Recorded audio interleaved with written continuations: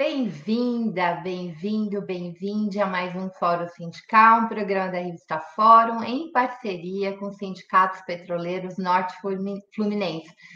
Boa noite, Veranice, José Senac, Júlio Koerner, E.E, Júlio Koerner de novo passou por aqui, Som Pei, José Raimundo, enfim, toda a nossa audiência. A gente trouxe 3 mulheres, a Letícia vai estar comigo na bancada, ajudando a debater algo que parece que é muito distante da vida da gente, mas não é. É algo que simplesmente define se a gente vai ter política pública ou se a gente não vai ter política pública, se a gente vai ter direito garantido ou se a gente não vai ter direito garantido. O Fausto costuma dizer que a reforma tributária é a mãe de todas as reformas. É bem possível que ela seja muito importante para garantir outras reformas. Aí eu trouxe 2 convidadas que entendem muito disso, mas a gente vai discutir como é injusto o nosso sistema tributário, como ele afeta, inclusive, a mulherada, né? Assim, mas de forma muito potente, forte e desigual, excludente. Para começo de conversa, eu vou chamar minha parceira de bancada. Cadê a Letícia Salorenzo? Ei, tudo bem, amiga? Tá fechado o seu microfone. Desculpa, gente. Boa noite. Quanto tempo, Franzoca? Não é? Ó, que bom. Olha, só amigo que faz isso, gente. Amiga é assim, a gente liga e fala, ó, Letícia, vem no feriadão fazer o programa ao vivo e ela vem. Muito bem. Obrigada, Mas Lelê, também por vou dar... avisar o seguinte, a partir de semana que vem é férias! Muito bem. Ah, estamos aqui com o Jurandir Xavier, nosso amigo. Bem-vindo, Jurandir. Eu não te vejo aqui há maior tempo. Boa noite, Maria Angélica, bem-vinda. Bom, minha gente, vou chamar a nossa primeira convidada. Eu vou pôr a Adriana depois também na tela, mas a nossa primeira convidada vai contar um pouco para a gente, vai nos pôr a parte, né, deste nó que parece assim, é legal que tem uma auditora fiscal e uma advogada nessa live, porque tem um tributês, né, para nos afastar desse debate que é tão importante. Então, a gente chamou uma auditora fiscal, que ela é feríssima nisso, muito fera. Ela deu fez parte de um curso que a gente fez na CUT com o Diese sobre reforma tributária. Daí, quando eu vi a palestra da professora Maria Regina, falei, quero ela no Fórum Sindical. Então, cadê a Maria Regina Paiva? Tudo bem, Maria Regina? Tudo bem, Maria Fro, tudo bem, Letícia? Quero cumprimentar todas as pessoas que estão aqui nos assistindo e agradecer muito essa oportunidade de estar discutindo essa questão que a gente vai tirar o tributês, não te preocupa, porque é um tema que efetivamente nós precisamos popularizar, sempre levando dados, informações sérias, mas sempre tentando popularizar. Para mim é uma alegria estar aqui. Muito bem. A Maria Regina é vice-presidenta do Instituto Justiça Fiscal. Pessoal, ali é muito interessante, é um portal que nos traz muitos elementos para a gente entender, né? O que é tributo no Brasil, por que a gente tem que mexer nesses tributos, por que a gente tem essa sensação que a gente paga muito, porque de fato é a classe trabalhadora que paga muito, a Regina vai contar isso para nós. E aí eu queria, Regina, começar contigo exatamente por esse viés. No bolso, a classe trabalhadora sente que paga muito imposto, mas todas as vezes que sindicatos, movimentos sociais, enfim, colocam na pauta que é preciso cobrar os ricos, né? Que é preciso cobrar lucro, dividendo, que é preciso cobrar imposto sobre latifúndio, sobre grandes fortunas, sobre herança. O discurso dominante diz o seguinte: no Brasil se paga muito imposto. Então, afinal de contas, né? Quem é que paga imposto no Brasil e qual que é a lógica desse sistema tributário? Bom, não sei mais ou menos em quanto tempo, uns 5 minutos para essa abertura? A gente pode, assim, uns 5 minutinhos, se você quiser continuar. Sim, a história é um pouco longa, né? Ela remonta desde sempre, mas principalmente na questão tributária desde os anos 90, quando foi feito, na época do governo FHC, uma grande desoneração do capital, que é não cobrar imposto de renda de lucros e dividendos, por exemplo, que você falou, possibilitar aquele abatimento chamado juros de capital próprio, que permite que as empresas paguem esses juros e deduzam da sua base de cálculo, diminuindo o seu imposto. E, paralelamente a isso, foram diminuídas as alíquotas do imposto de renda da pessoa jurídica. A pessoa física já vinha tendo as suas alíquotas também diminuídas. Veja que antes da Constituinte, em 1988 ainda, nós tínhamos 9 faixas de imposto de renda, incluída de isenção.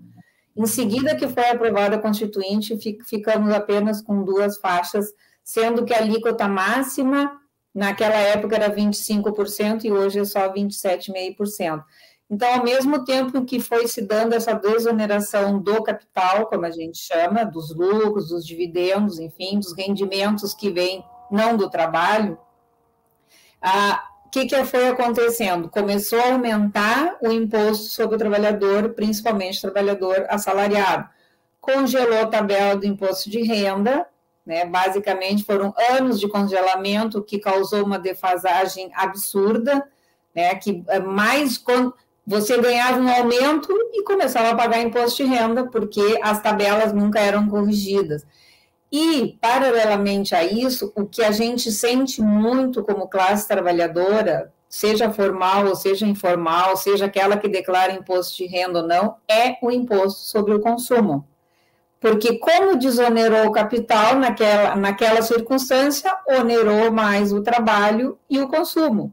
Foram as alíquotas, eu me lembro na época era CPMF e também PIS, PASEP e COFINS, foram alíquotas que foram aumentadas e esses tipos de impostos ou de tributos, eles incidem sobre os bens que a gente compra, igual se ganhar 100, 5 ou 10, vai pagar o mesmo tipo de imposto.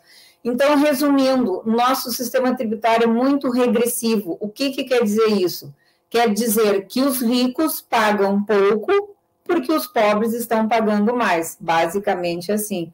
Então, efetivamente, nós estamos... Quem é que está pagando? Não é todo mundo que paga muito, não é? Os pobres pagam proporcionalmente muito mais do que os ricos, né? Inclusive porque eles não têm condições de poupar, de fazer investimentos, de ter uma poupança, de ter uma segurança, gasta tudo no consumo, ou seja, quando ele vai comprar para sustentar a família, ou pagar aluguel, ou comprar remédio, ou comprar comida, essas coisas assim todas, ele vai pagar uma carga tributária bem, bem elevada. Letícia, você quer fazer uma pergunta? Porque eu tenho um monte aqui. Olha, eu só queria fazer uma observação. A Fro me passou a apresentação da professora Maria Regina, que ela fez na CUT. Eu parei num número que eu fiquei chocada. O número é 2.342 pessoas. Essas 2.342 pessoas, elas estão no topo dos ganhos nos cálculos que a professora fez. Só que esse topo de ganhos é uma faixa que vai de 20 milhões, com 6 zeros, a 20 bilhões, com 9 zeros.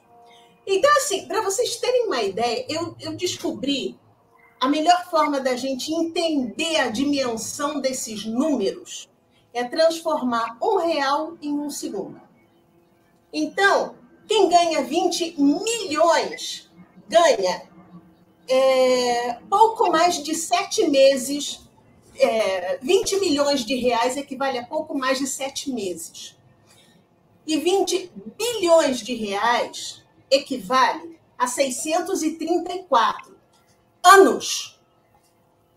Então, assim, essa margem de lucro. E os nossos ganhos aqui são o quê? São 10 segundos, 2 minutos, 5 minutos. É um troço realmente assustador.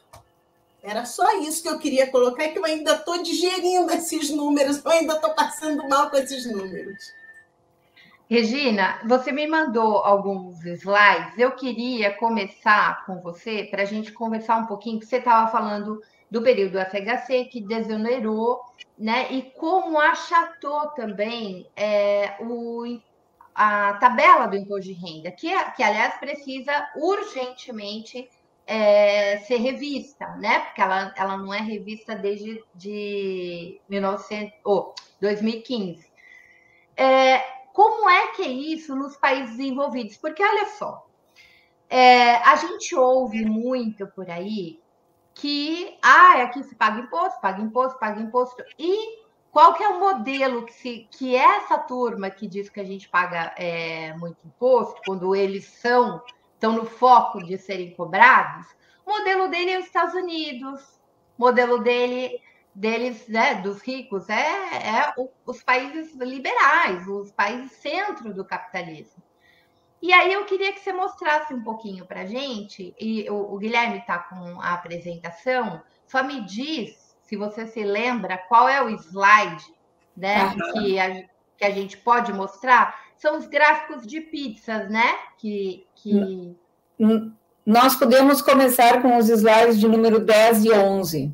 Pode dar uma olhadinha, que tem aquele gráfico de pizza que exatamente isso aí, que mostra como... Mas esse aí também é bastante interessante, até nós podemos... Opa, deixa eu só me localizar aqui. Nós podemos começar por essa tabela que foi retirada de um estudo feito pelo IPEA, pelo pesquisador Pedro Humberto Souza, se não me engano, o sobrenome dele. E aí a gente pode ver, por exemplo, quais são os números de alíquotas nos vários países, né? No Brasil nós temos 0, 7,5, 15 e 25, 22,5 e 25. Então nós temos aí a parcela, deixa eu colocar aqui na minha, porque eu aí estou enxergando um pouquinho mal. Só um minutinho. Nós temos aí, por exemplo, as alíquotas mínimas. Olha lá, o Brasil tem uma alíquota mínima de 7,5% e ele é só maior que Japão e Coreia. E a nossa alíquota máxima, que está em 27,5%, ela está bem abaixo daqueles outros países como a Austrália, Bélgica, Canadá, Holanda e o próprio Estados Unidos. Então, por esse slide aí, depois até tu pode passar os dois anteriores, que são o gráfico de pizza, que aí a gente vai ver bem como é que... Não, que tem um... Não. Eu tinha anotado como slide 10 e 11, Fro. Ele, para mim, é o anterior a esse, tal como financiar, Guilherme. Só que gozado que não está aparecendo, está aparecendo só o título. Só o título. Se der um enter, ele vai para outro gráfico? Deixa eu repassar o slide para o Guilherme para ver se é algum problema do slide, do arquivo. Eu posso comentar algumas coisas sim. Enquanto isso. Claro, os diagramas eles servem para dar uma imagem bem mais, vamos dizer assim, forte, né? Que nem a Letícia estava contando daqueles dados que ela viu, assim, daqueles números escritos.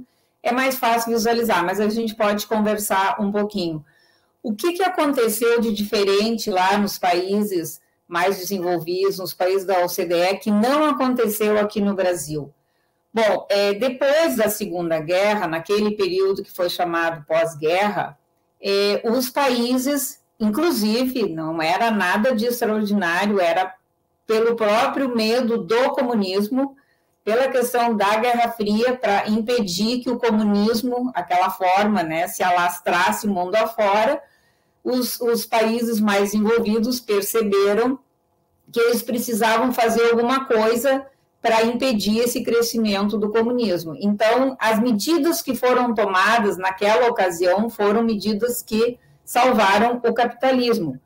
e elas se basearam assim, no como nós vamos financiar o Estado, como é que nós vamos financiar as políticas públicas. E naquela ocasião, eles decidiram que eles precisavam cobrar fortemente a tributação direta, ou seja, o imposto sobre a renda e imposto sobre patrimônio. Isso não aconteceu no Brasil. Nós estamos até hoje tentando cobrar mais imposto de renda. O próprio presidente Lula falou, não recordo exatamente em que mesmo, ele disse, olha, nós precisamos colocar o rico no imposto de renda, porque até hoje nós não conseguimos avançar muito nesse setor.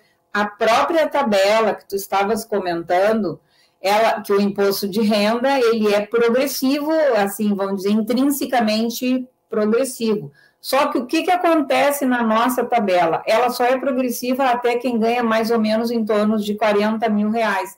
Depois disso, quando começa a chegar efetivamente nas rendas dos mais ricos, que é aquele gráfico, assim, aquela curva, que tem também aí um slide que traz essa curva, ele vai diminuindo cada vez mais ao ponto de a alíquota efetiva lá nos 320 salários mínimos ser baixíssima. Né?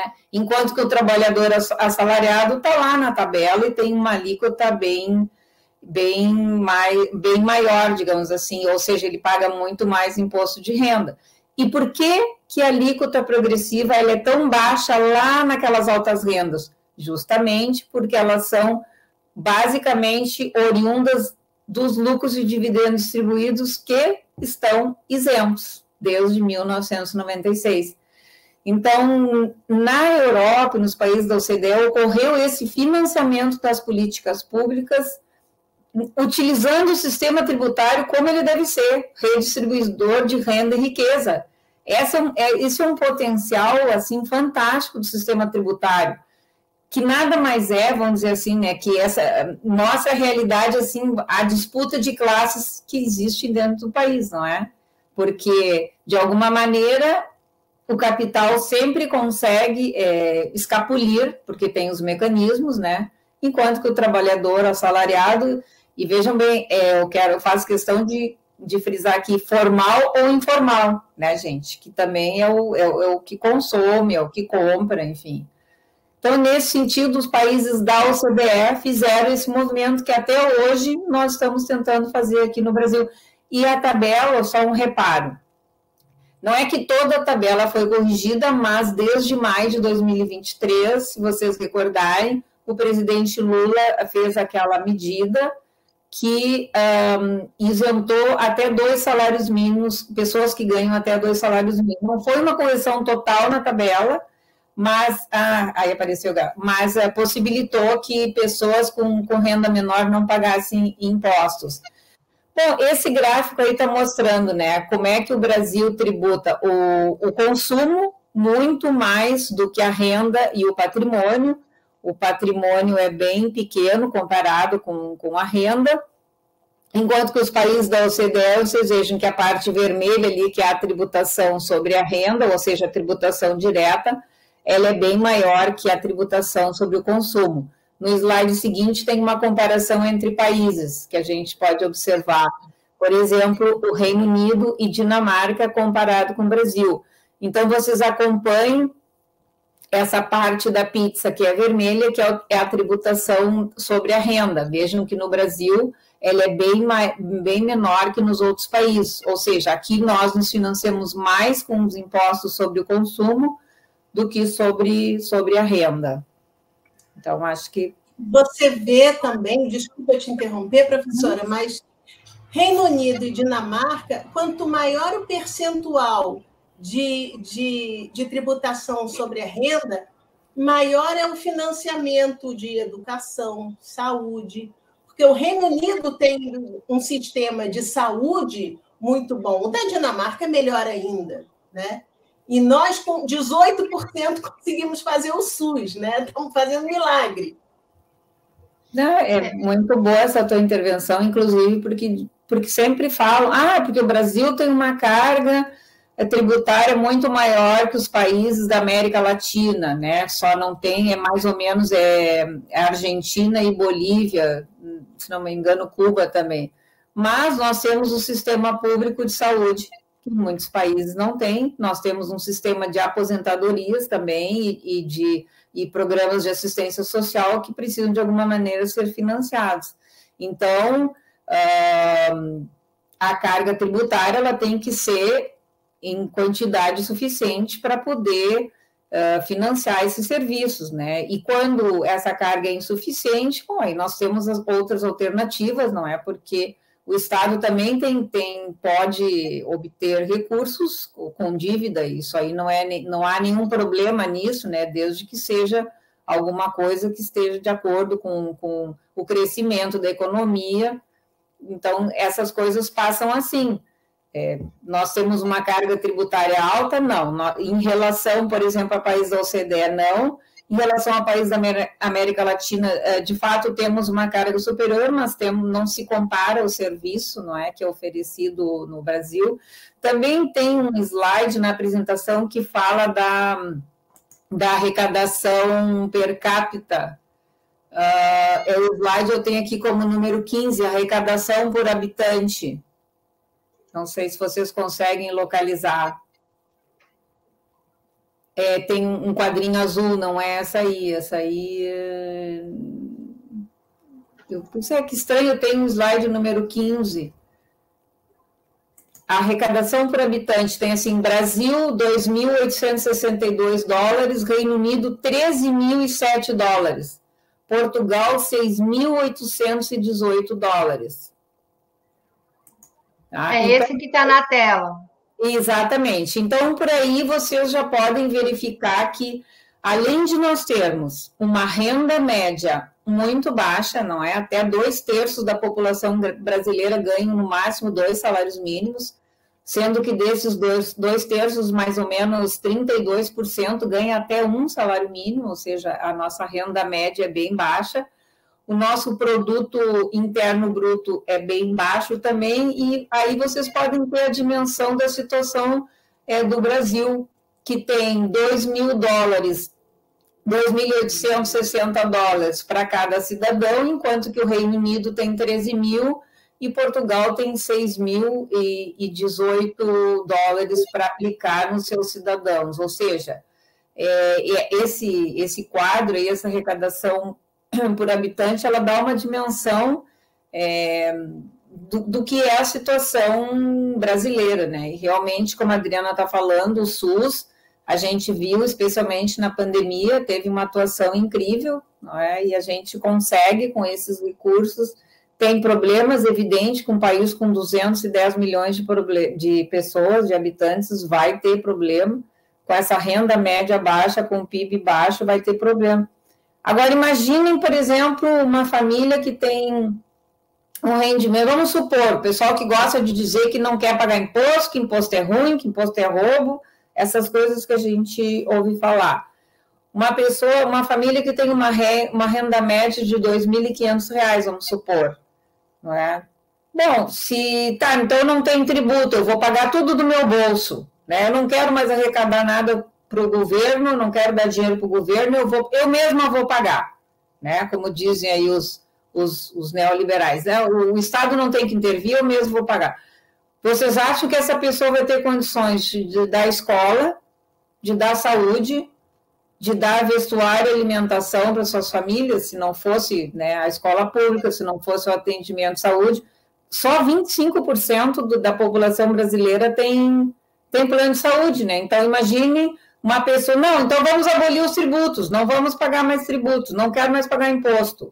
Como é que uma família com essa renda vai sustentar se não for pela escola pública, onde estão mais de 80% das crianças brasileiras estudando na escola pública, e se não for a saúde pública? Que, como eu disse... Regina, e tem uma coisa que eu acho que as pessoas precisam, né? Talvez a pandemia tenha ensinado isso. A gente pensa em SUS, pensa só em hospital, médico e tal, mas não pensa em tudo que o SUS traz.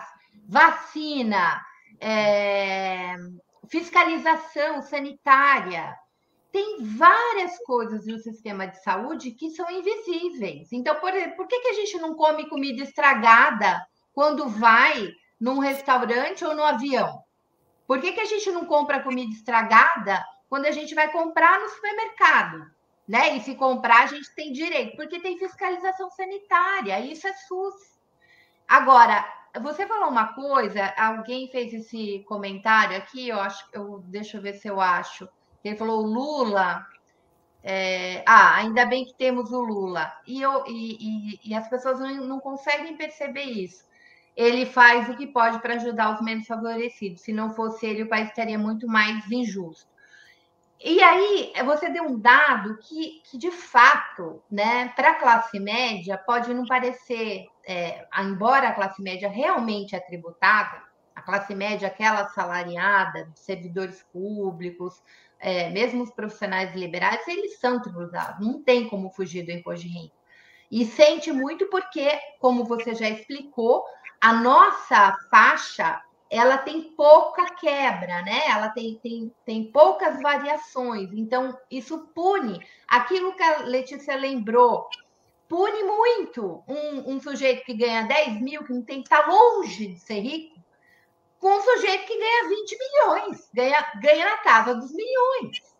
Né? Ele paga a mesma coisa e não dá para pagar a mesma coisa. Aí você diz, olha, o Lula tem que fazer uma correção aqui, o Lula isentou até 2 salários mínimos. Vamos lembrar o que a Regina falou. A imensa maioria dos trabalhadores brasileiros ganham até 2 salários mínimos. Só essa mudança de isenção dessa faixa já fez um monte de gente, já distribuiu renda. Literalmente, isso é distribuir renda, só com essa isenção. Se calcula, né, Regina, que a isenção deveria estar no mínimo 5 mil reais, né? A faixa deveria estar no mínimo 5 mil. Mas só a isenção, ela ajuda muito, mas ela não resolve. E não é só no imposto de renda. O imposto de renda é um dos patamares que a gente tem que mexer. O que mais que a gente tem que mexer, Regina? E essa reforma que já passou na Câmara, passou e está agora no Senado, ela mexe no que a gente tem que mexer? Bom, como é que eu vou começar? Veja você que... Você está dizendo que não, porque no final das contas já está... Não, efetivamente, o maior problema do nosso país é a desigualdade.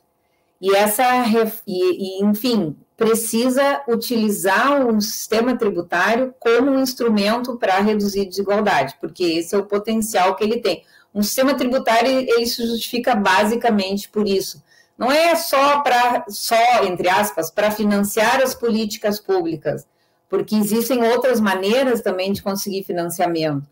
Só que o tributo, ele tem essa capacidade de redistribuir. Veja bem, talvez a gente quer cobrar imposto sobre grandes fortunas, né? Há anos que está na Constituição Federal e não se consegue cobrar imposto sobre grandes fortunas. Talvez a nossa necessidade de cobrar as grandes fortunas não fosse tão grande se a gente já tivesse conseguido barrar um pouquinho a acumulação. Como é que nós barramos a acumulação? Cobrando imposto de renda. Então, antes que possa haver uma acumulação absurda, né, que faz com que nós tenhamos agora eu vou pegar o dado ali, depois eu digo para vocês, pessoas que tenham mais de 10 milhões de reais no Brasil. São poucas pessoas, acho que são 50 mil pessoas no Brasil de 210 milhões. Enfim, se nós pudéssemos ter cobrado mais a renda, talvez o efeito redistributivo já tivesse sido bastante potencializado com essa medida tributar, voltar a tributar lucros e dividendos, que eu havia falado antes, né? Porque é um absurdo essa isenção, o trabalhador assalariado vai para a tabela, né? Vai submeter seu rendimento à tabela, vai reter na fonte, depois ajusta na tabela, enquanto que o lucro e dividendo distribuído é isento. Então, esta reforma, primeiro, né, o governo se comprometeu a fazer 4 reformas: a do consumo, a da renda, a do patrimônio e da folha de salário. A reforma que está atualmente no Congresso, que já passou com aquela votação na Câmara e agora está no Senado, é a reforma do consumo. Esta reforma, ela parte do pressuposto de que não se pode aumentar a carga tributária, então nós vamos ter que fazer ajustes e balanceamentos. Alguns produtos vão ter carga tributária aumentada e outros produtos terão que ter a carga diminuída, ou ao contrário, para diminuir de alguns eu vou ter que aumentar de outros. Mas essa reforma, ela não tem o potencial de redistribuição, apesar de ter previsto um mecanismo de devolução, que se chama o cashback, que se fosse bem calibrado, na verdade, o cashback, ele é mais como um programa social, digamos assim. Né? Ele é tido como um Bolsa Família diferenciado. Né? Se o cashback for bem dimensionado e funcionar, pode ser um mecanismo também de devolução ou compensação desse imposto pago a maior para as famílias de mais baixa renda. Mas teria que ser uma coisa muito bem pensada, porque esses trabalhadores que eu estava comentando aí dos 2 salários mínimos, eles vão ficar de fora do cashback. Ou seja, eles vão ter aumento nos produtos que eles consomem, inclusive pode incidir até sobre aluguel, uma coisa que está em discussão ainda, e não vão ter mecanismos de devolução.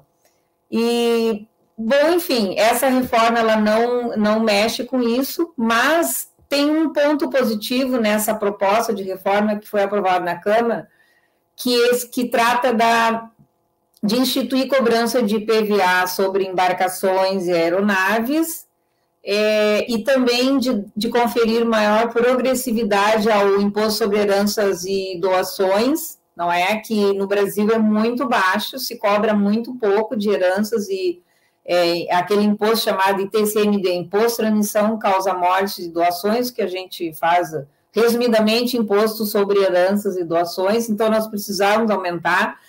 Também está nessa reforma uma possibilidade agora que, conforme critérios definidos em lei, os municípios poderão aumentar o IPTU.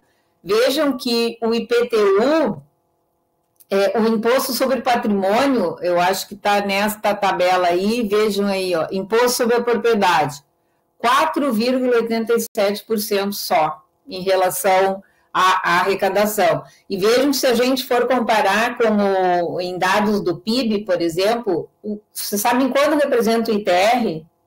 0,02% do PIB. E o imposto de heranças e doações representa 0,14%. Então, este movimento nós precisamos fazer. Cobrar mais IPVA de jatinhos e embarcações, né? Porque o carro popular, a moto do entregador paga, mas o iate ou o avião, o jatinho não paga IPVA, né? Que é um absurdo. Nós precisamos cobrar mais sobre heranças e doações. Nós precisamos instituir o imposto sobre grandes fortunas de uma vez por todas. Pode não ser um imposto permanente, pode ser um imposto temporário, como foi aprovado na Argentina. Enfim, nós temos que fazer este movimento. E também as questões do imposto de renda, que nós temos que arrumar essa tabela e também voltar ou seja, colocar mais faixas, mas não só arrumar a tabela, porque vejam bem, vamos colocar 40% para pessoas que ganham mais de, não sei, 100 salários mínimos. O que vai acontecer? Não vai ter quase ninguém, porque nessas faixas, acima de 80 salários mínimos, já começa a aumentar a quantidade de lucros e dividendos que ganham, que são isentos. Ou seja, então nós temos que voltar a fazer uma combinação, é um combo. Tem que corrigir a tabela, tem que aumentar a faixa de isenção e ir lá para os 5 mil, né, como o presidente Lula havia falado na sua campanha. Tem que começar a botar a alíquota mais para cima, mas também tem que voltar a tirar esses mecanismos. Só para concluir essa parte, lembrando agora do que a Letícia estava falando, o nosso problema é que essa desigualdade, veja bem, ou como tu bem lembraste, Maria Flor, quem ganha 10 mil está muito longe de ser rico. A gente sabe que quem ganha 10 mil está muito longe, mas ele já está lá acho que nos 10% mais rico do país. Né? Então, o nosso problema ele está lá no 0,1%, no 0,01%, nessa quantidade pequena de pessoas que realmente são as que concentram renda e riqueza. Olha lá, na tela, em 2021, o total de lucros e dividendos declarados superou 555 bilhões, que pertence a 1% mais rico da população. Esse dado não revela a discrepância que está no 0,01 mais rico, que tem 95% das suas rendas não tributadas. Foi o que a professora acabou de falar. É o número que você queria lembrar. 2.342 pessoas, cuja renda anual é de 20 a 22 bilhões. Aquilo que a Letícia falou no início. 7 meses, né? A 600 e tantos anos. Então, ó, isso aqui que a gente precisa ter em mente, pessoal. E a Sandra traz uma questão aqui que eu acho que ela tem toda a razão. E, Sandra, já vamos esclarecer isso. Eu vou colocar aqui na tela. Sobre heranças, deve ser a partir de um valor mais alto, porque senão vai acabar prejudicando os que são pobres e não tem como pagar. Claro, Sandra. Sim. Quando a gente está falando em tributar herança, tributar grandes fortunas, a gente está falando na casa dos milhões, bilhões. A gente não está falando que quem morreu, o pai morreu, passou uma casa que vale 500 mil reais. Não é disso que a gente está falando aqui. A gente está falando de rico, né? A gente, de novo, insisto, ganhar 10 mil reais por mês, gente, é fichinha, tá entre os 25% mais ricos, porque a imensa maioria dos trabalhadores nesse país ganha até 2 salários mínimos. A gente tem uma massa salarial muito baixa. Por quê? Porque a exploração é gigante. E a gente precisa acabar com isso. A gente precisa fortalecer os sindicatos, a gente precisa voltar a ter direito trabalhista, né? Para a gente poder ganhar dinheiro, ganhar aquilo que a gente produz, que a gente é quem movimenta a riqueza. Então, por que no Brasil, de novo, vamos começar o que a gente começou no início do programa. Por que no Brasil pobre paga mais imposto? Porque uma boa carga desse imposto está no consumo. Então, assim, o pobre paga imposto se ele come. Tá? Em qualquer coisa que a gente consome, tá? E aí eu quero trazer para a roda, porque a gente vai falar disso agora um pouquinho, a Adriana. Sobe, Adriana, vem para a roda. Olá, a Adriana está aqui, Adriana, desde ontem eu posso ver os bastidores, eu não conseguia fazer isso. Falei, meu Deus, que paciência. A Adriana está aqui desde o início do programa, quietinha, agora a gente traz ela aqui. Adriana, uma das coisas que a gente vai discutir aqui é a desigualdade de gênero, né? No Brasil, acho que nada, absolutamente nada no Brasil a gente pode discutir sem recorte de classe, raça e gênero. Não tem como, porque são os pilares, né, estruturantes da desigualdade nesse país. Então, eu queria te trazer para a roda, porque a Maria Regina trouxe um estudo que ele assusta demais, porque para além das mulheres ganharem menos no mercado de trabalho, para além das mulheres terem dupla, às vezes tripla jornada, porque a gente tem, né, a carga do trabalho não remunerado, o trabalho do cuidado, seja com criança, com idoso, com doente. Para além de tudo isso, ainda tem tributação maior em produtos que fisiologicamente só as mulheres podem usar, minha gente. Eu queria que o Guilherme colocasse. Você lembra qual que onde você começa a falar dos estudos, Regina, para a gente? Tributação e desigualdade de gênero. Acho que... Deixa eu colocar as tabelas. Tá. Que eu fiz umas tabelinhas lá acho que começa no slide, ali no slide 35, que é quem paga imposto no Brasil, desigualdade de gênero, é a pesquisa de mestrado da Luísa Machado, da Universidade Federal de Minas, e aí depois começam umas tabelinhas ali, uns comparativos entre os produtos que são ligados à condição fisiológica feminina ou dos trabalhos de cuidado, que a gente sabe que as mulheres são sobre-representadas nessa função. Então, se localizar aí... A partir do 35, Gui. O trabalho... Bota para mim, por favor, na tela, porque agora está aparecendo... Isso, pronto. Eu quero que a gente... Explica, Maria Regina, esse trabalho.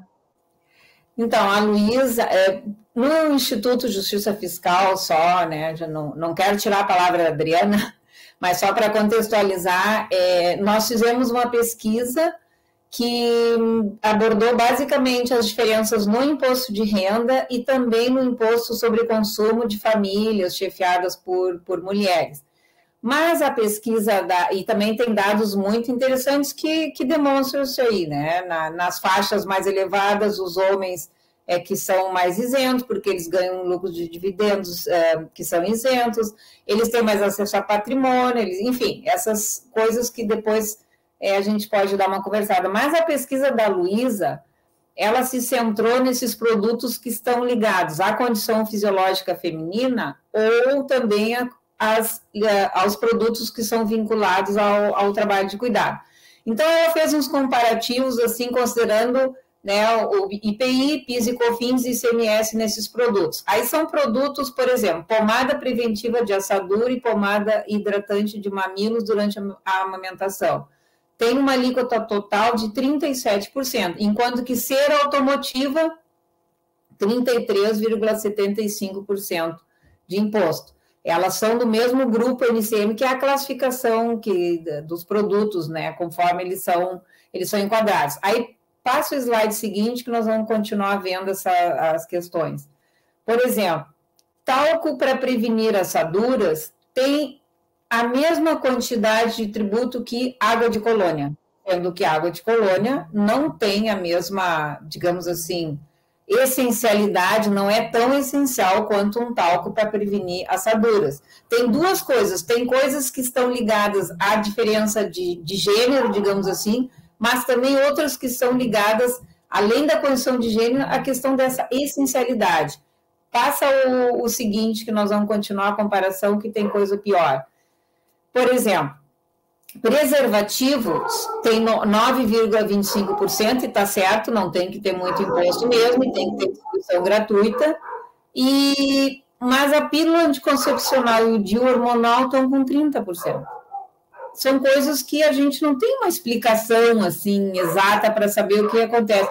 Será que a pílula é menos importante? Viagra é 18%, não é? Então, por esses dados aí, a gente pode ter uma ideia. Tem mais, eu acho que uns 2 slides que demonstram isso aí. Vamos ver, passar rapidinho. Bico para mamadeira e protetor de mamilo para amamentação, 33,75%. Ah, desculpa, aquele Viagra ele saiu demais. Pote de água para cães, 33, a mesma quantidade de imposto. Passa o seguinte, nós estamos procurando a lógica, ainda não achamos. Bomba de amamentação, seja elétrico ou a vácuo, 27,25%. Compressor de ar, em geral usado para pneu, né, 9,25%. Também não encontramos muita explicação. Não sei se tem mais algum desses comparativos. Carrinhos e veículos para bebês e crianças, né, que está associado à economia do cuidado, 33,75%. A mesma coisa de trailer para acampar. Ou seja, né, um carrinho que é necessário, que a criança precisa, né, que a mãe precisa para cuidar dessa criança. Enfim. Mais um slide, eu acho que daí tem uma questão que ela coloca... Não, esse aí é o que eu já havia falado, né? Ali tem até o endereço da dissertação de mestrado dela, mas a pergunta que ela coloca no trabalho dela, que eu achei muito pertinente, deixa eu localizar aqui, ela pergunta assim... É preciso questionar, as mulheres são mais afetadas pela tributação por conta dos produtos essenciais femininos e ligados ao cuidado, ou justamente esses produtos são desproporcionalmente tributados por serem produtos consumidos majoritariamente por mulheres? Mas seja qual for a resposta, ficou claro que as escolhas tributárias não são neutras e que não existe um sistema tributário neutro. Eu acho que daí a Adriana pode falar bem melhor que eu nesse sentido. Mas, enfim, são dados que mostram que não existe um sistema tributário neutro, que precisaria o sistema tributário olhar para essa questão de que a mulher tem uma média salarial menor, que ela às vezes, né, por força da circunstância, ela tem que cuidar de um filho, de um parente ou de uma pessoa da família que tem dificuldade de locomoção, ou idoso, ou alguma coisa assim, e ela procura trabalhos que ela tenha flexibilidade, que ela ganhe menos, porque ela tem que atender essa dupla jornada. Então, o sistema tributário deveria olhar para isso, né? Sim, com toda certeza. Adriana, não é assustador? O que mais me deixa indignada, minha gente, é ver o Viagra 18%. Quando é uma tributação menor, por exemplo, para absorvente, que é item essencial. Então, assim, por ser mulher, por ter a fisiologia, por menstruar e parir, a gente paga mais imposto, não faz o menor sentido. Pessoal, deixa eu apresentar direito a Adriana, Cecílio. Adriana, desculpa, eu tinha pedido para a Letícia, acho que ela não te avisou, para você entrar às 7 e pouquinho, ela esqueceu. Porque eu falei, eu quero conversar primeiro com a Regina para ela explicar essa desigualdade toda para a gente trazer você e fazer esse debate. A Adriana, pessoal, é advogada, professora de Direito Constitucional, especialista em mestre em Direito Constitucional e ela é coordenadora da Coalizão Nacional de Mulheres. Por isso que ela está aqui nesse papo. O que você achou, Adriana? Você sabia disso? Em primeiro lugar, eu não sabia disso, gente. A gente não... Porque tem uma outra coisa neste país e nesse sistema tributário. Os tributos não são muito claros, né? A gente não vê isso na nossa cara, assim, quando a gente está fazendo compra. Bom, primeiro eu quero agradecer o convite, agradecer a lembrança da Letícia, agradecer o convite que é uma alegria estar aqui, poder ouvir a professora, aprender bastante com essa pesquisa dela. Nós temos na Coalizão colegas que trabalham com essa temática, a professora Tatiana Citelli é uma das grandes referências em relação a essa questão da diferença da tributação entre homens e mulheres. Existe um termo, né, que é o pink tax, então é a taxação que acaba sendo desproporcional entre os itens que são para as mulheres e para os homens. Então, existe uma pesquisa que diz que só pelo fato do item ser um item feminino, em média, esse item terá uma taxação superior em torno de 12%. Então, se nós olharmos aí, a partir desse programa, espero que quem está nos assistindo faça essa pesquisa, tenha essa curiosidade. Se você chegar em uma loja de brinquedos e você olhar itens semelhantes a um patinete, se o patinete for azul, ele é um preço. Se ele for rosa, das meninas superpoderosas, esse patinete ele tem uma diferença no valor muito grande. Então, Gilete para que eles pintam de rosa, por exemplo, é mais caro que o outro que é preto. Exatamente. E o produto, na verdade, ele pode ter alguma diferença em relação a alguma diferença anatômica, um pouco mais de pesquisa, mas a diferença não se sustenta, como a professora falou, é uma situação ilógica, até porque as mulheres, elas recebem, em média, 20% a menos que os homens. Então, se elas recebem 20% a menos e elas pagam 12% a mais, então, dentro do montante que elas têm por mês, elas pagam muito mais imposto, né, do que os homens, principalmente, né, os homens brancos ricos, e aí se a gente colocar o recorte de raça, as mulheres negras que ganham menos que as mulheres brancas também acabam pagando muito mais imposto. E essa desigualdade, ela impacta na possibilidade de ascensão dessas mulheres, porque você não consegue guardar não consegue guardar um dinheiro para, de repente, você conseguir fazer uma viagem, comprar um bem, enfim, para que você tenha uma qualidade de vida melhor. Então, a gente vê que isso traz consequências para a vida das mulheres de uma forma muito concreta. E como a professora falou, o sistema tributário, o nosso direito tributário, ele tem um discurso de neutralidade, mas, na verdade, ele não é um sistema tributário neutro, porque ele acaba taxando de forma muito diferenciada os produtos que são próprios para mulheres e para homens, gerando uma desigualdade muito grande entre homens e mulheres, que impacta... Adriana, Oi. Deixa eu dar só um exemplo do Pink Money, que você estava explicando. Tem uma pomada para assaduras no mercado, eu não vou dizer o nome dela, mas eu vou dizer que começa com a letra B. Todas as mulheres sabem qual é o nome dela. Um tubinho desse tamaninho, para você carregar na bolsa, para trocar o seu filho e tal, ele custa R$20. Em média, R$20. Eu uso esse tubinho, essa pomada, para hidratar a boca, principalmente porque aqui em Brasília é muito ressecado, minha boca resseca muito. Eu uso esse tubinho. Aí, um belo dia, eu fui ver o mesmo tubinho, tá, para hidratante labial. É o mesmo nome da marca de assaduras, só que aí recebeu nome Derma.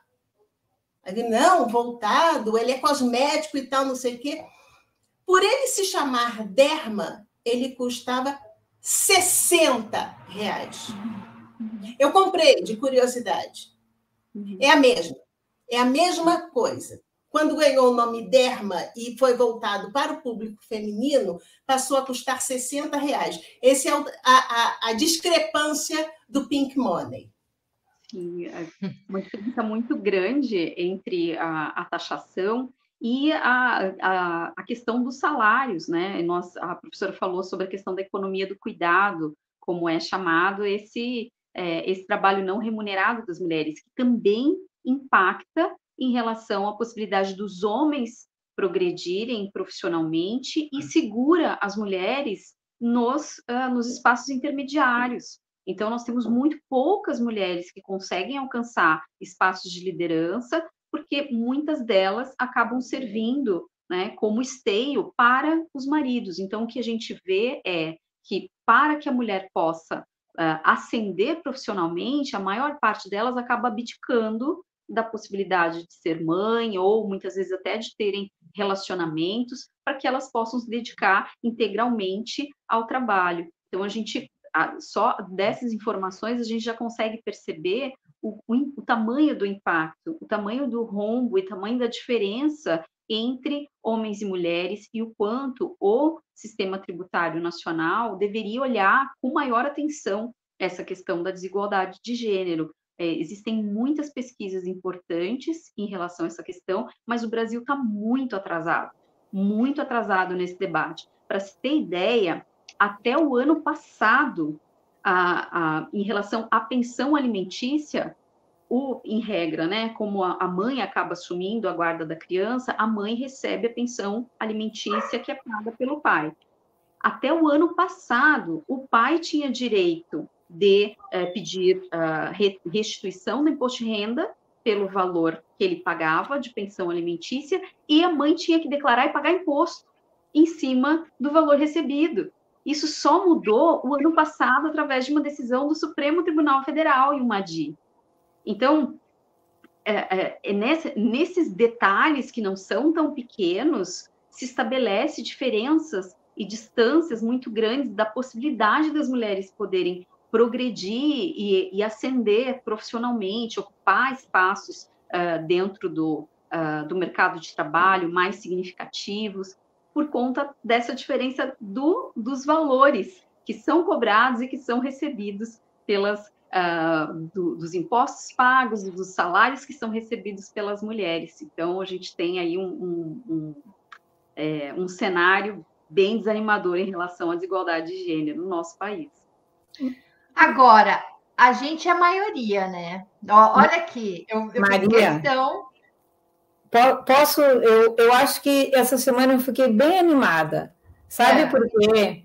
Porque a ganhadora do Prêmio Nobel de Economia é uma economista que está estudando A desigualdade de gênero, ela ganhou o prêmio por uma pesquisa justamente tratando das diferenças entre salários e carreira. Então, essa notícia de um prêmio Nobel para uma pessoa, para uma economista que está trabalhando com essas questões, é uma notícia muito animadora. Eu não sou economista, mas eu fiquei feliz por todos os economistas que se dedicam a essa pauta que muitas vezes é tão incompreendida, né? Acho que a Adriana sabe bem, há muita desconfiança ainda, né? Não, mas nós temos que não podemos perder o foco, o problema do Brasil é uma questão de classe, sim, mas uma classe não é vazia, ela tem gênero, ela tem raça, então, de alguma maneira, essas coisas precisam caminhar juntas, e eu fiquei muito feliz por todos os economistas, feministas, ou que se dedicam a essa área do cuidado. Eu acho que a gente deu um avanço significativo, né, porque chegou, vamos dizer assim, nos top, né, chegou lá em cima, onde já a ONU também tem aquelas organizações, ONU Mulheres, e eu acho que foi em março, abril desse ano, que a ONU declarou que, nossa, ia levar 300 anos para a igualdade de gênero. Talvez, na questão salarial, talvez com essas pesquisas, essas vitórias que a gente tem que comemorar muito, não é? Seja especial. Então, que eu advogo aqui, sem ser advogado, eu advogo que existam esses núcleos de economia feminista. Aqui na Universidade Federal do Rio Grande do Sul tem um núcleo de pesquisa em economia feminista, enfim, tem uma disciplina que se possa... Desculpa fazer este à parte, assim, meio fora, mas eu acho que é uma coisa que anima bastante a tratar essa... Não esquecendo, realmente, o nosso problema é na desigualdade de classe e na questão tributária, então, ele é crucial, né? Mas a questão de gênero, ela precisa entrar. Professor Fanhani diz uma coisa, mostrou uma tabela, eu estou ainda com o curso na minha cabeça, mostrou uma tabela comparando, em relação à distribuição de renda que a gente tem, essa taxação, aí pensando num recorte de classe, vou falar de novo, gente, a base da pirâmide do Brasil, quem são os mais pobres desse país? São mulheres negras. Então, não tem como a gente falar de pobreza e de classe sem a gente fazer recorte de raça e gênero, porque mulheres elas são negras, a base. Chefes de família, com muitos filhos. E aí, gente, se a gente comparar, por exemplo, numa economia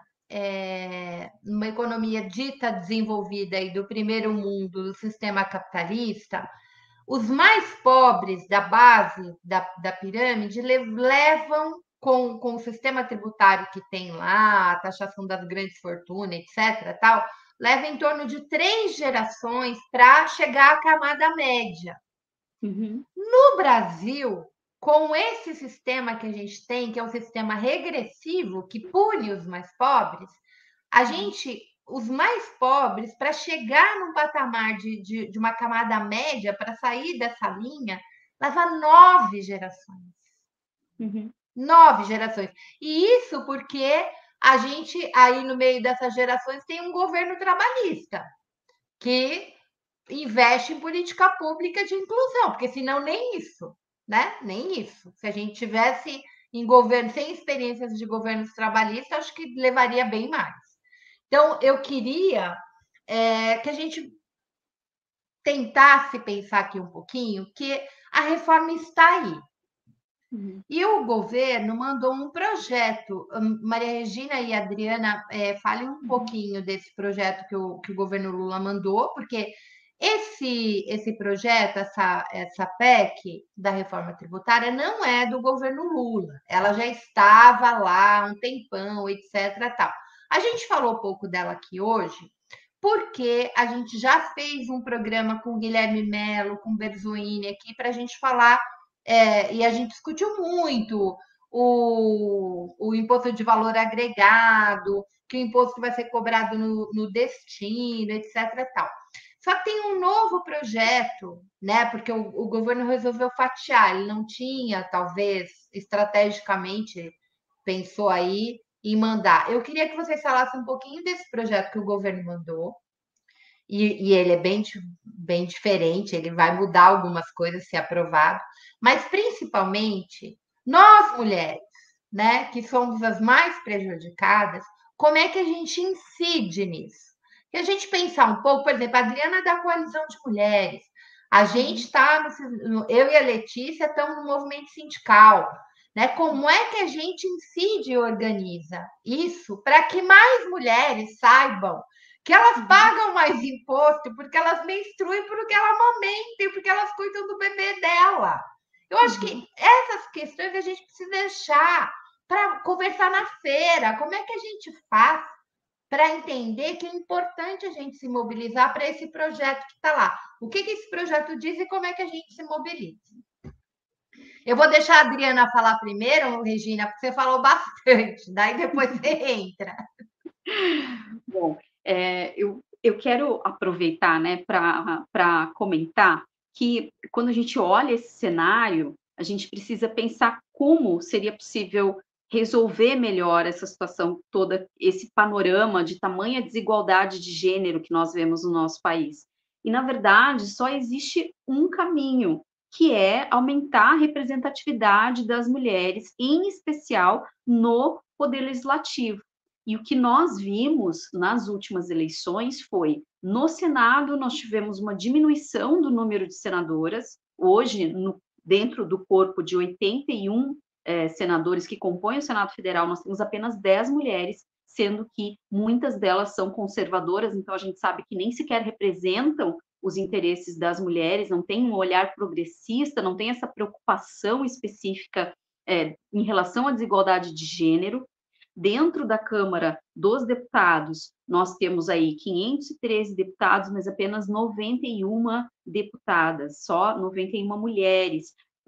Na Câmara dos Deputados, nós tivemos um aumento de 18% da participação feminina, mas nós também sabemos que a bancada conservadora teve um aumento grande. Então, a gente tem o mesmo problema, a mesma questão. Temos mulheres, mas não propriamente essas mulheres irão representar, irão trazer debates voltados para a questão da desigualdade de gênero. E por que a gente fala isso? E por que né, pode parecer um lugar comum e dizer, tá, mas, né, e daí, o que tem, qual é a correlação?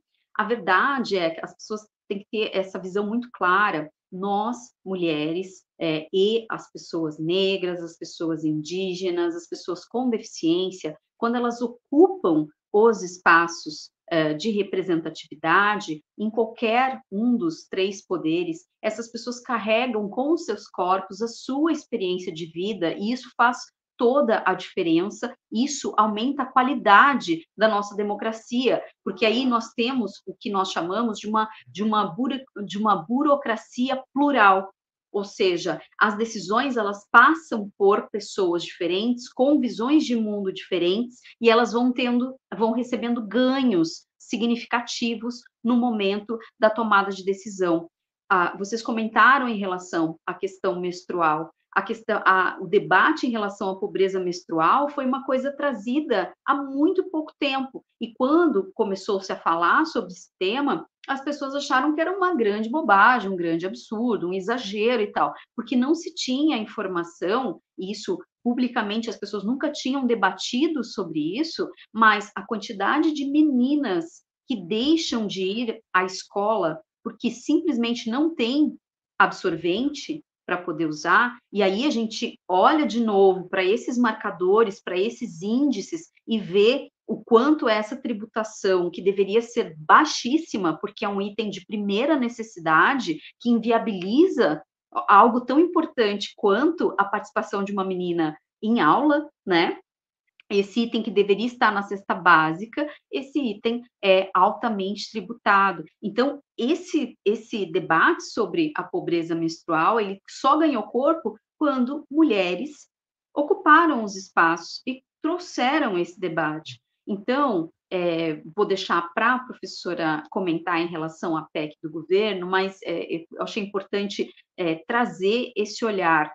Nós só vamos conseguir realmente fazer valer o que diz o nosso texto constitucional, os objetivos da República Federativa do Brasil, que estão lá no nosso artigo 3º, construir realmente uma nação solidária, isenta de discriminação, quando nós tivermos uma participação democrática plural, ou seja, com mais mulheres ocupando os espaços de poder, e nos 3 poderes, no Poder Judiciário também, porque isso que eu ia te lembrar, do Poder Judiciário também, né?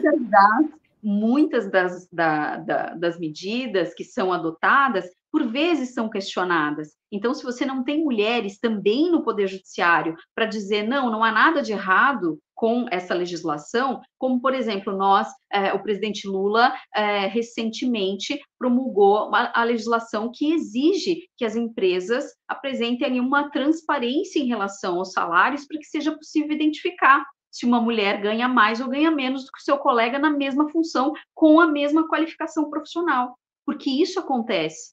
Então, essa legislação foi atacada através de uma ação direta de inconstitucionalidade. Mas isso vai ferir aí a liberdade das empresas, então, o direito à privacidade, isso não pode ser exigido e tal. Mas a gente sabe que por trás disso existe o ânimo de manutenção dos privilégios. Os homens não querem que as mulheres fiquem sabendo dessa diferença salarial que existe e que é absolutamente injusta, como uma mulher com a mesma qualificação, com o mesmo tempo de experiência, exercendo a mesma função, pode ganhar até 15% menos que um homem, simplesmente por ser mulher.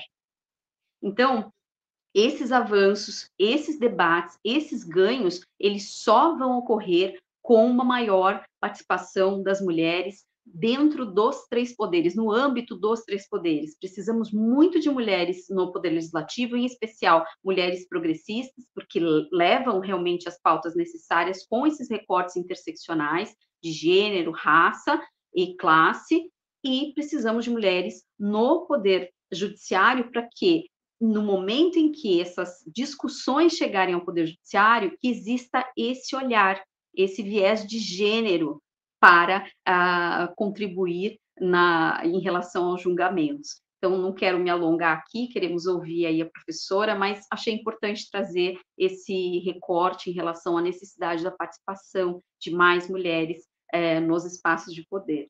Obrigada. Sigo? Segue, Regina.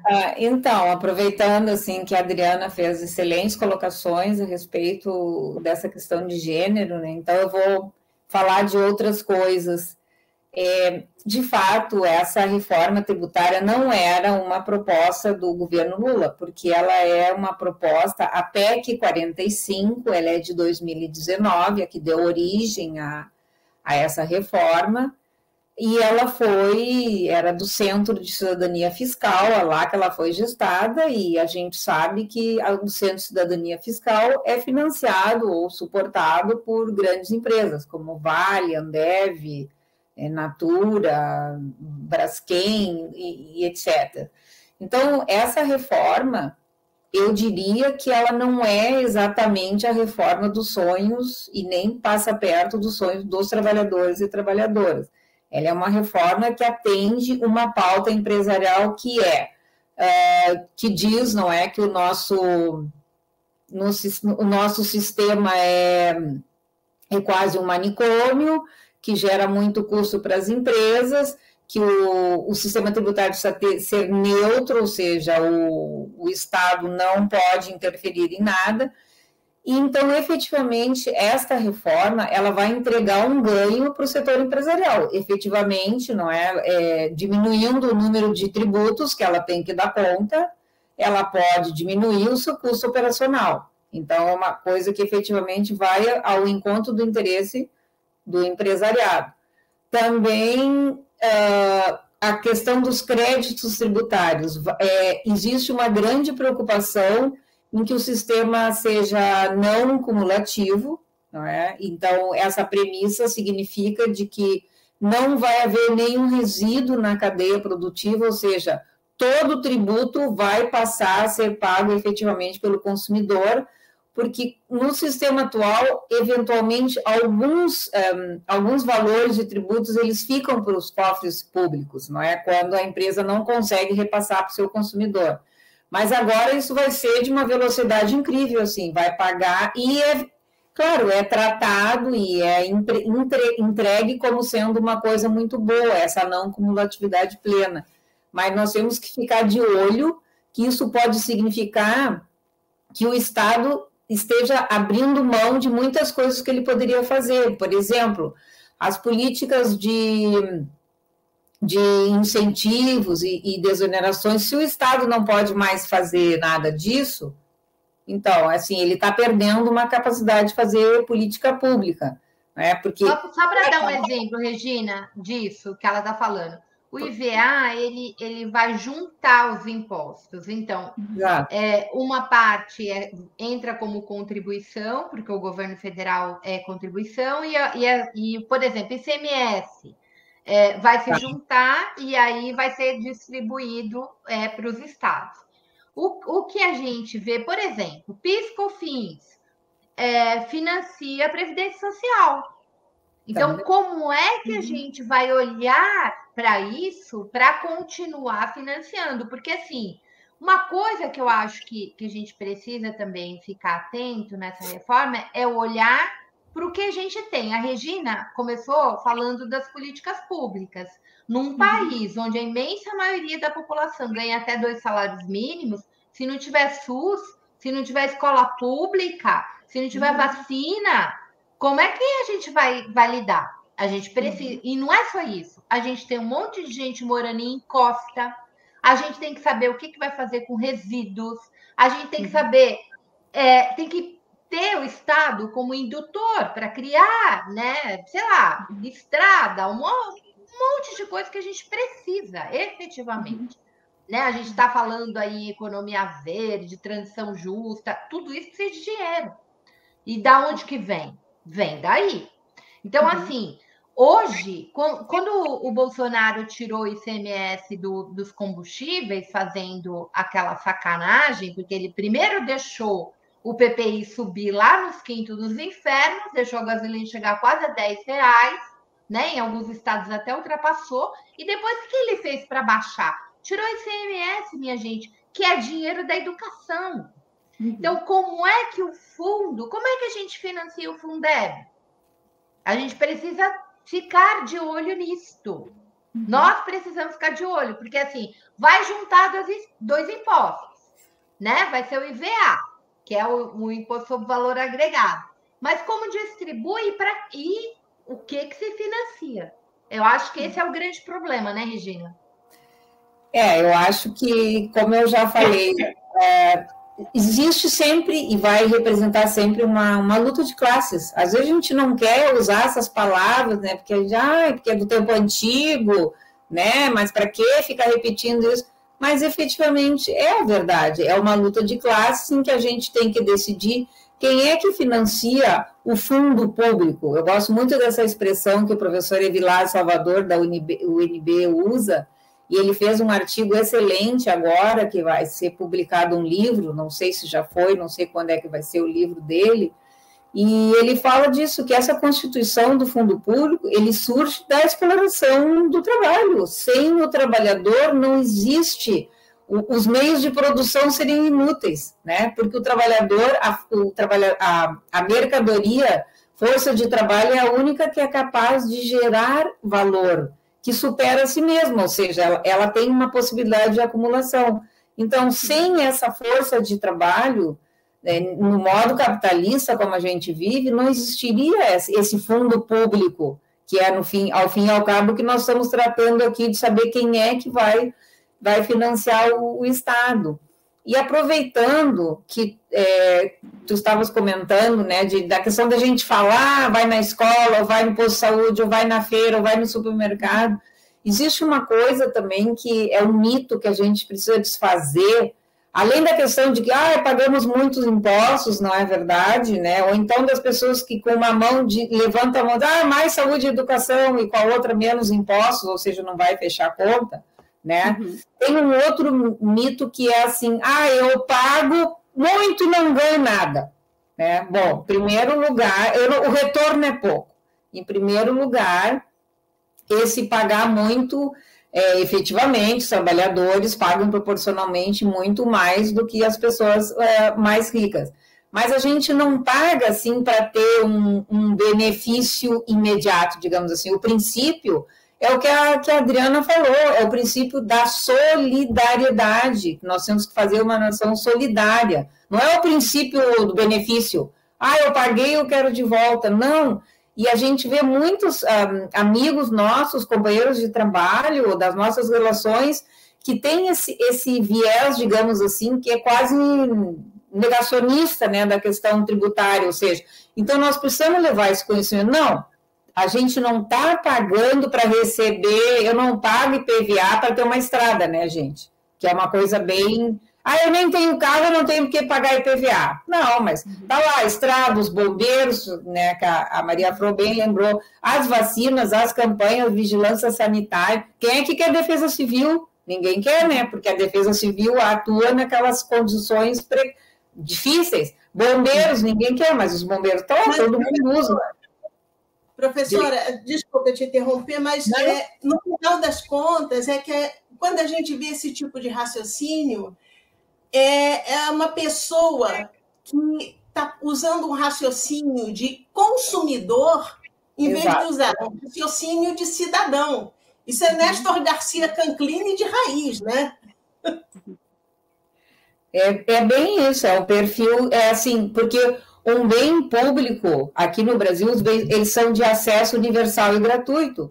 Um bem privado, ele depende de preço, só vai consumir aquela pessoa que puder pagar. Então, por isso que nós temos que lutar pelo Fundeb, nós temos que lutar pelo SUS, nós temos que lutar pela universidade pública, nós temos que garantir que essas pessoas tenham acesso. Vou deixar para a Adriana complementar alguma coisa, que eu já falei demais. Eu deixo a Adriana complementar, sim, mas acho que a Letícia tem pergunta.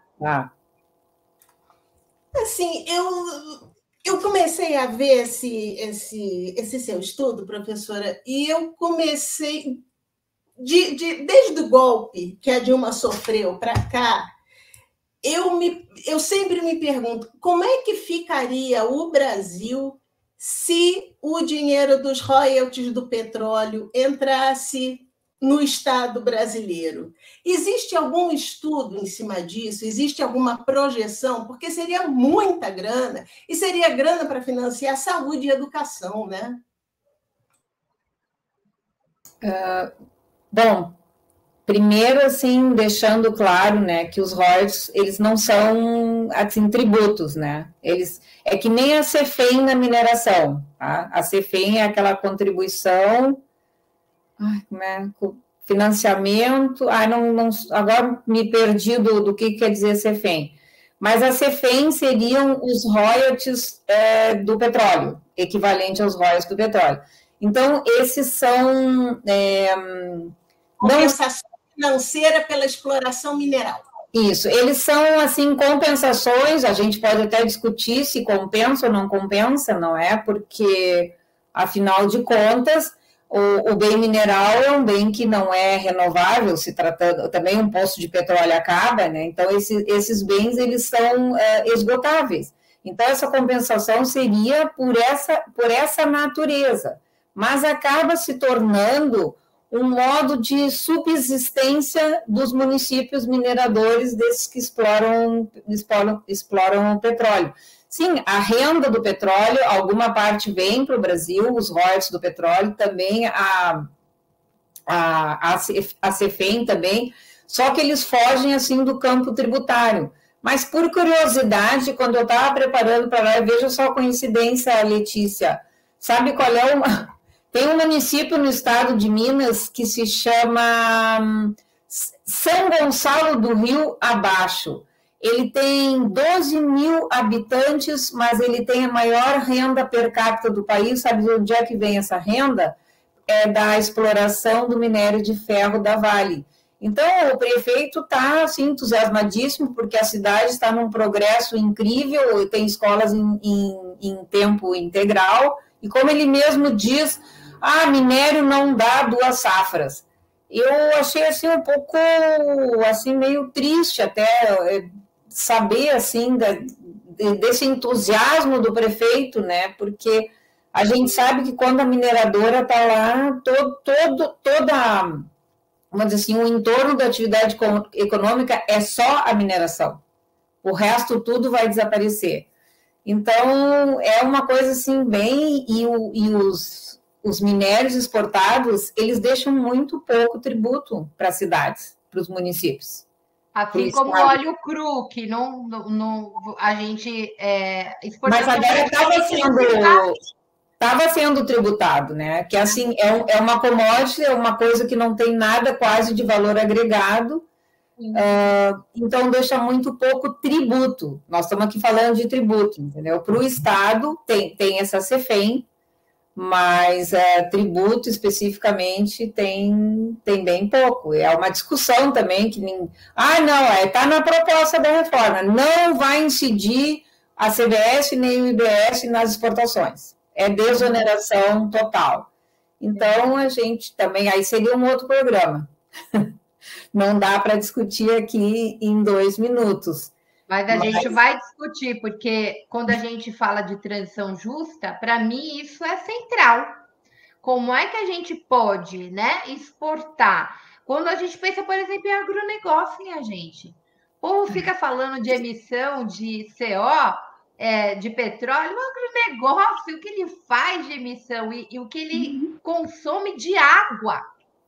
Assim, e não paga tributo. Eu vou terminar esse programa, quando eu terminar, o Guilherme vai pôr na tela a campanha que a CUT está fazendo para esclarecer sobre a reforma tributária, por que é necessário taxar os latifúndios, taxar a grande fortuna e assim por diante.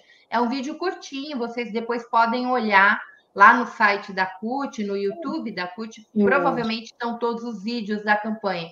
Mas, assim... O governo, Maria Flor, tentou algumas medidas, além da tabela do imposto de renda, cobrar dos fundos exclusivos, aqueles que é de um cotista só, tá? Imagina a quantidade de dinheiro, também poder voltar aqueles juros sobre capital próprio, mas parece que o Congresso já deu um jeito de tirar fora, e também tributar investimentos no exterior. O ministro da Fazenda fez alguns movimentos justamente para poder ter maior arrecadação. Tá legal. É isso. Eu acho que a gente tem que olhar para... O povo está numa discussão aqui no chat, às vezes entra, como está no mesmo link do Jornal da Fora, eles estão vendo ainda mais atrasado, a gente já está na reforma tributária, eles ainda estão na minuta do golpe. Adriana, aí tá uma discussão, assim, não sei, vocês se perderam, gente, volta para cá.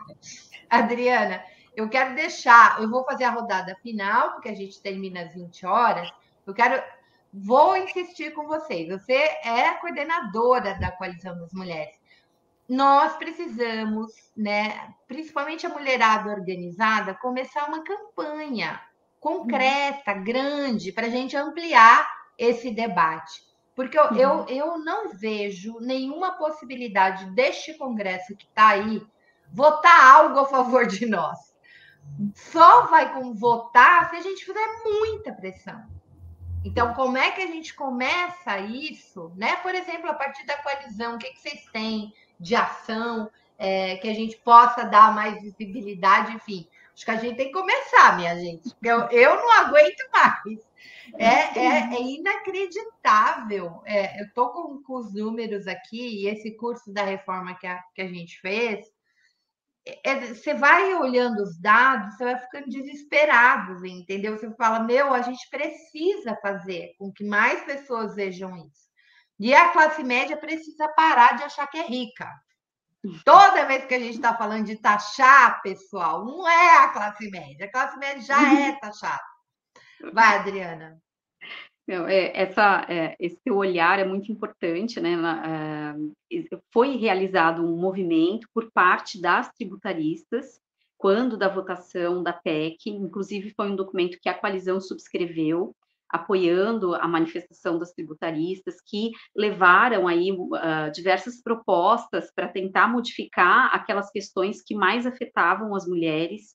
Então, se eu posso trazer aí uma notícia boa, é dizer que as mulheres estão organizadas, o movimento que envolve, né, existe um movimento chamado Tributo por Elas, que é um movimento organizado por professoras tributaristas, por procuradoras da Fazenda Nacional, tem o movimento Mulheres nas Taxas, que também é no tributário, perdão, que é também um movimento formado por professoras tributaristas. Então, nós, no direito tributário, sempre houve uma quantidade pequena de mulheres, nós temos poucas referências. A professora Misabel é uma grande referência, a professora Betina, são duas grandes tributaristas do nosso país, mas a partir delas, desse espaço que elas abriram, nós agora temos uma nova geração de tributaristas que estão muito atentas e muito atuantes. Então, a coalizão está atenta a esse movimento e apoia, com certeza, tudo que vem sendo realizado pelas tributaristas em relação a essa preocupação da desigualdade de gênero e trazendo informações de uma forma mais clara, que a professora falou em relação a como as pessoas veem os impostos. Eu pago muito, mas eu recebo pouco, essa situação que é quase um toma lá da cá, então eu não quero, eu vou fazer o máximo para não pagar impostos, porque eu acho que não é justo aquilo que eu recebo. Tem um pouco daquilo que você comentou, Maria, das pessoas não saberem exatamente o que elas estão recebendo, elas não conseguirem perceber, porque muitas coisas são invisíveis, como as fiscalizações, como a pessoa não vê aquela fiscalização sanitária enquanto ela está no restaurante, ela nem se dá por conta que ela só não está comendo uma comida estragada porque houve uma fiscalização. Então, compreender esse universo de uma forma mais acessível para que a população tenha essa noção, como a Letícia bem falou, de cidadania, que pagar impostos é uma forma de redistribuição de renda e ela é absolutamente necessária dentro de um Estado, principalmente de um Estado extremamente desigual como o Brasil. Então, essa é um movimento que vem sendo feito e que nós estamos fazendo de tudo para apoiar essas ações aí de divulgação, de compreensão mais clara da estrutura do Estado. Então, isso faz parte aí dos nossos ideais de contribuição com a democracia. Quero, então, finalizar aqui, eu acho que vai ser a minha última intervenção, agradecendo pelo convite, foi um prazer ter estado com vocês, aprendi muito com a professora Maria e espero ter contribuído de alguma forma com o debate. Obrigada. A gente que te agradece, Adriana. Letícia. Intervenção final? É dando tchau? É quase isso, 19h58. Então é isso, gente. A luta é grande e, assim, como disse uma colega aí em cima, realmente nós somos muito fortes, nós somos muito poderosas, né? Porque o que a gente paga, nós pagamos para existir. E quando a gente existe enquanto mulher, a gente paga ainda mais, né? É isso. Prozoca, beijo. Posso me despedir? Oi? Posso me despedir?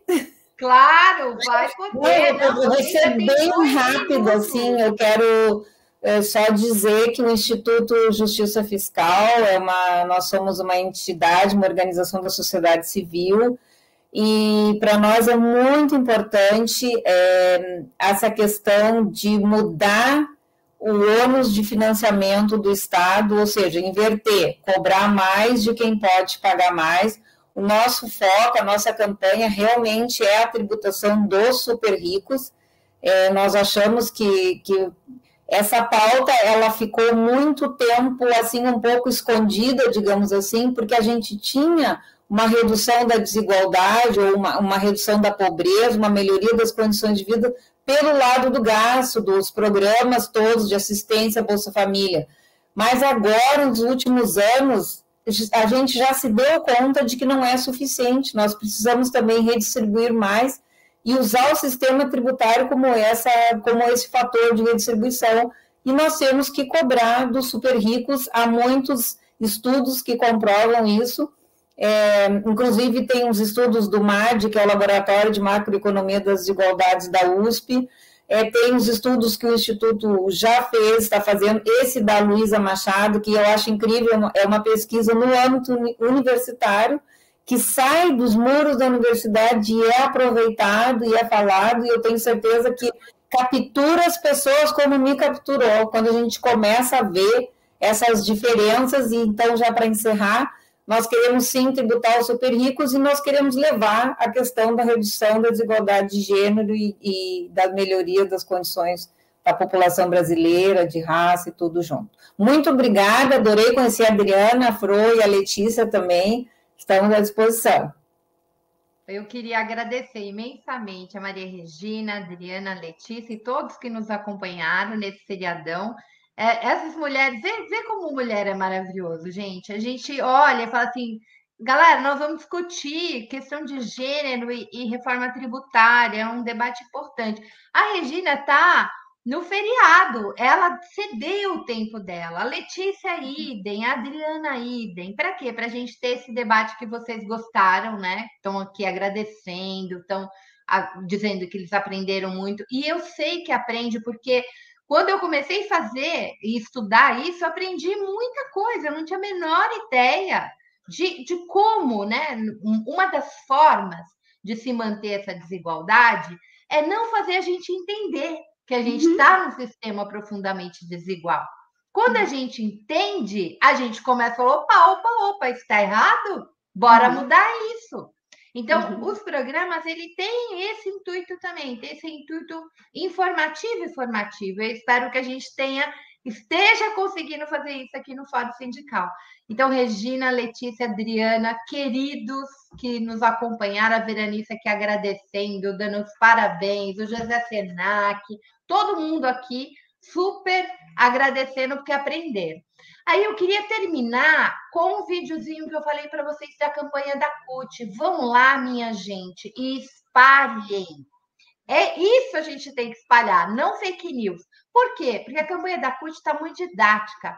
Ela está mostrando exatamente o que é super rico, quem não paga imposto, quem deve pagar.